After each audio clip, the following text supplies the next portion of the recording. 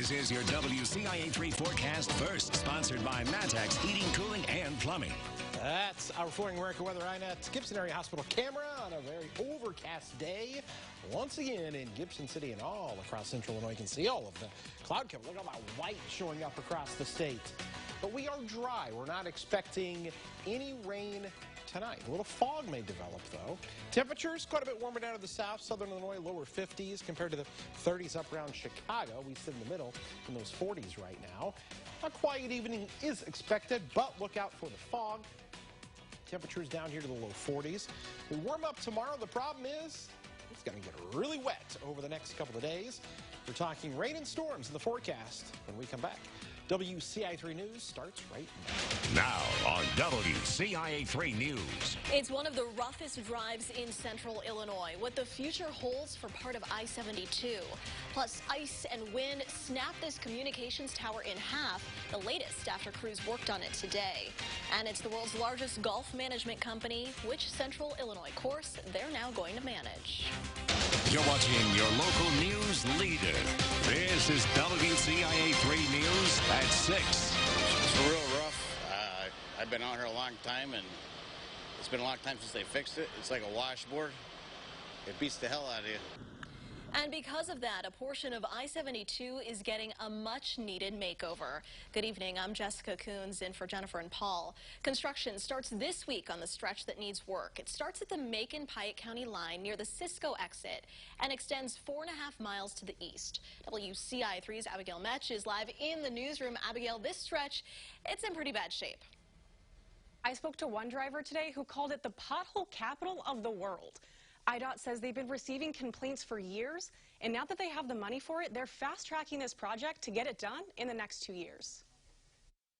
The road has deteriorated to the point where it's not feasible and economical to just overlay it, so we're going to reconstruct the entire section of roadway, basically from the Piatt-Macon County line back west 4.5 miles. The Illinois Department of Transportation is reconstructing a section of Interstate 72. We're going to take off the old asphalt and basically rubblize the old concrete, break it up in smaller parts, and we're going to overlay it with asphalt. Truck drivers know more than most that when a road is bad, it can cause some serious problems. And the I-72 is one of those roads. 72 needs help, big time. I mean, a lot of these drivers out here, we're blowing tires because the road is so horrible. Yeah. I mean, there shouldn't be this many potholes.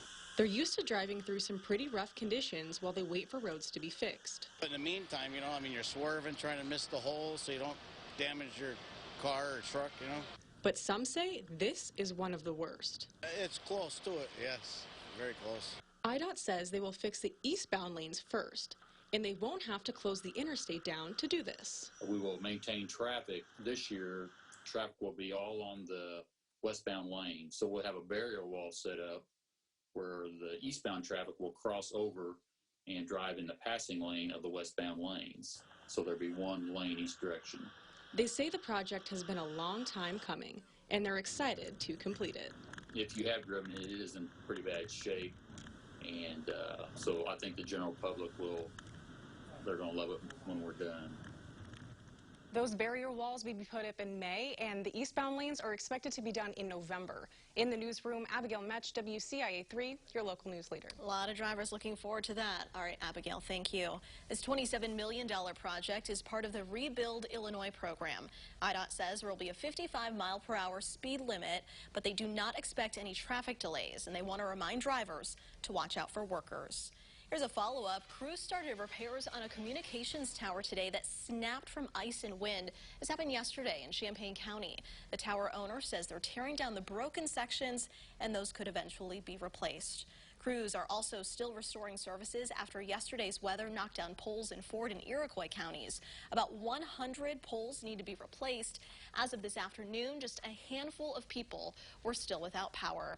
Tolona police are investigating after a woman was stabbed in the eye. Police were called to Oaks Mobile Home Community last night.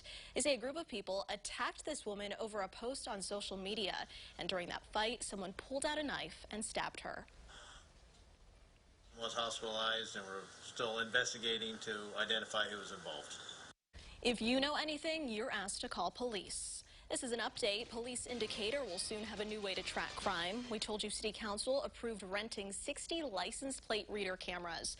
These will be placed in high crime areas. Money for the cameras comes from the DUI fund and donations made to the Johns Hill Revitalization Project. A lot of individuals are encouraged to say something when they see something, but they're fearful. These cameras allow us to see something and say something and keep our citizens safe. The rental period can last up to 3 years. Council members say if the cameras significantly reduce violence, they won't need to renew. Police in Champaign say they're investigating a house fire that could be arson. Happened a few weeks ago near Cynthia and Paula Drive. Police say they initially thought the fire was caused by something in the house while the owners were not home, but have reason to believe it was more than just an accident. So far, no arrests have been made. Traffic is back open after a truck hauling candy caught fire. This happened on I-57 in Coles County. Crews worked all night and morning to clean it up. Heavy machinery was brought in to remove debris. Traffic is back open and nobody was hurt. A firefighter says the truck driver was able to detach his trailer before the fire spread. The All-American team has been announced. Which Illini made the prestigious squad? Also tonight. So that's going to be great for that Stone Creek community. One of the top golf courses in central Illinois shut down last year. Who will be in charge when it reopens in the fall?